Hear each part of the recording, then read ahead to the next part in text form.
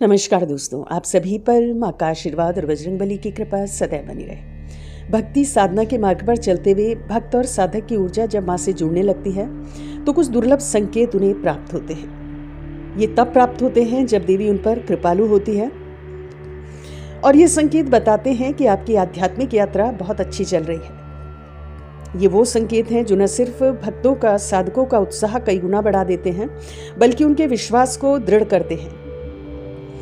ये संकेत भक्ति और साधना की उच्च अवस्था में प्राप्त होते हैं जब देवी की ऊर्जा, उनकी शक्ति साधक के साथ हर समय होती है, जिसमें सबसे पहला है कि आपका जो भक्ति का, साधना का समयकाल है वो बहुत बढ़ जाता है। ये समय आधा से 1 घंटा, फिर 2 घंटा, फिर 3 से 4 घंटा हो जाता है। आपको पता नहीं चलता, क्योंकि आपको इसके लिए प्रयास नहीं करना पड़ता, बल्कि ये माँ की कृपा से स्वतः ही होता चला जाता है और आपको इसमें आनंद आता है, थकान नहीं होती। साधना में 3-4 घंटे व्यतीत करने के बाद भी आप फ्रेश फील करते हो, और ये होता है आपके हृदय की निर्मलता के कारण, माँ के प्रति आपके निष्ठा के कारण, आपके भावों के कारण। ये वो समयकाल होता है आपकी भक्ति साधना का जब आप ध्यान में अपने शरीर से स्वयं को अलग कर पाते हो। ये वो समयकाल है जब आपको बोध होता है कि आप आत्मस्वरूप हो, शरीर से भिन्न हो। और ये साधना की एक उच्च अवस्था है। देखिए, ध्यान साधना के प्रारंभ में विचार बहुत ज़्यादा आते हैं और विचार के बोझ से अधिकतर लोग मुक्त नहीं हो पाते हैं। हर थोड़ी देर के बाद कोई ना कोई विचार आपके मन में चलता है कि आज मेरी 10 बजे की मीटिंग है, आज मुझे ये काम करवाना है, आज मुझे ये काम करना है, या मुझे घर के लिए ये सामान खरीदना है। तो बहुत सारे विचार आपके मन में चलते रहते हैं जो आपको एकाग्रचित्त नहीं होने देते और आप शरीर से जुड़े हुए होते हो, और विचारों का ये बोझ आपके दिमाग को थका देता है और फिर आपका शरीर भी थका हुआ महसूस करता है। लेकिन आप जब निरंतर इन विचारों से प्रभावित हुए बिना सतत अपनी ध्यान साधना करते हो तो एक समय ऐसा आता है जब एकाग्रता के उस चरम बिंदु तक आप पहुंच जाते हो, जहां आप माँ से एकाकार हो जाते हो, ध्यान की उच्च अवस्था में प्रवेश कर जाते हो, जहां पे किसी भी प्रकार के विचार का कोई स्थान नहीं, संपूर्ण विचार शून्यता की स्थिति को आप प्राप्त हो जाते हो। दूसरा महत्वपूर्ण संकेत जो माँ की कृपा से प्राप्त होता है, और बहुत ही प्रबल संकेत है माँ की कृपा का, कि साधक की नींद ब्रह्म मुहूर्त में खुलने लगती है।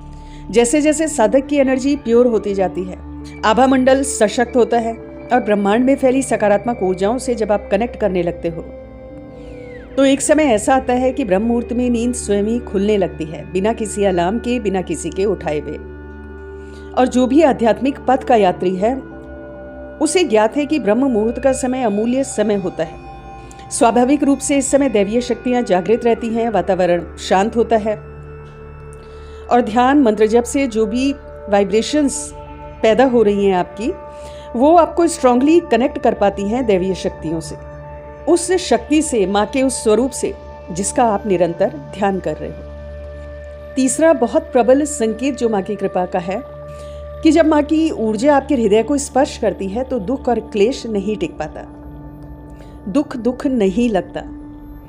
इस भ्रम में नहीं रहें कि आप माँ की पूजा कर रहे हो, उनकी साधना मंत्र जप कर रहे हो तो सुखी सुख आपको प्राप्त होगा, दुख जीवन में आएगा ही नहीं। ऐसा नहीं है।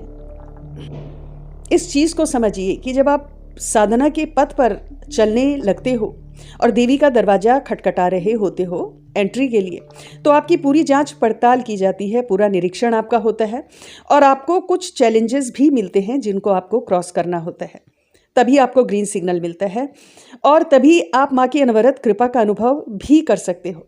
तो सुख दुख तो आएंगे ही, लेकिन माँ की कृपा से आपका दृष्टिकोण बहुत सकारात्मक हो जाता है, आपकी सोच पूरी बदल जाती है, नेगेटिव नहीं रहती है।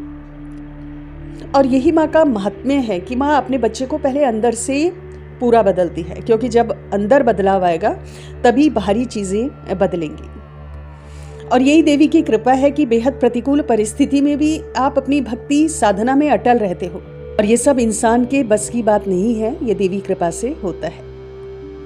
जितना ज्यादा प्रतिकूल परिस्थिति होगी उतना ज्यादा आपका मन माँ की तरफ खींचेगा, उतना ज्यादा आपका माँ पर विश्वास दृढ़ होगा।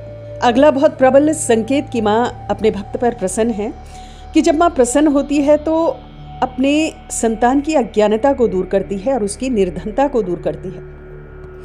आपको क्षुद्र भावनाओं से, माया और मोह से ऊपर लेकर जाती है।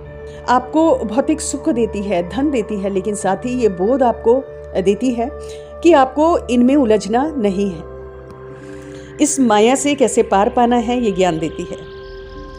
लक्ष्मी स्वरूप में माँ अपने भक्त को धन, संपदा, शक्ति, सामर्थ्य देती है। हाँ, धन का कम या ज्यादा प्राप्त होना भक्त के अपने प्रारब्ध के अनुसार होता है, लेकिन भौतिक सुख सुविधाएं मिलती हैं, ये निश्चित है। तो माँ लक्ष्मी के रूप में माँ धन ऐश्वर्य अपने भक्तों को देती है। साथ ही माँ सरस्वती के रूप में ज्ञान भी देती हैं, विवेक देती हैं, और माँ काली के रूप में माया और मोह से दूर ले जाती हैं। तो माँ का सच्चा भक्त इन भौतिक सुखों में उलझता नहीं है, क्योंकि उसे ये ज्ञान प्राप्त हो जाता है कि ये मेरी मंजिल नहीं है, उसकी मंजिल है माँ को प्राप्त करना।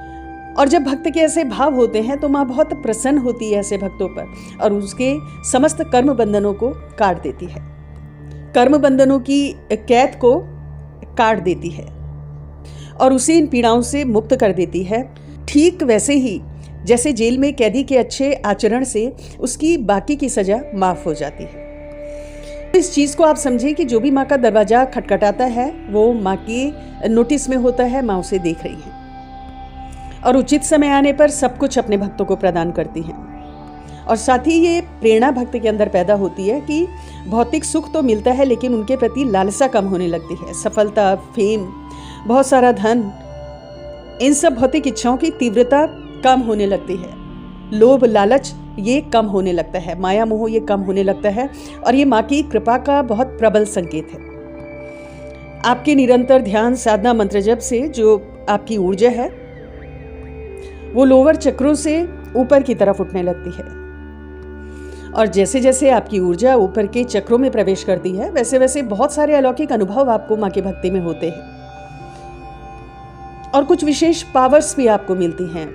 भूत और भविष्य का ज्ञान होना, किसी भी इंसान को देख के उसकी एनर्जी को सेंस कर लेना, सही गलत का ज्ञान होना,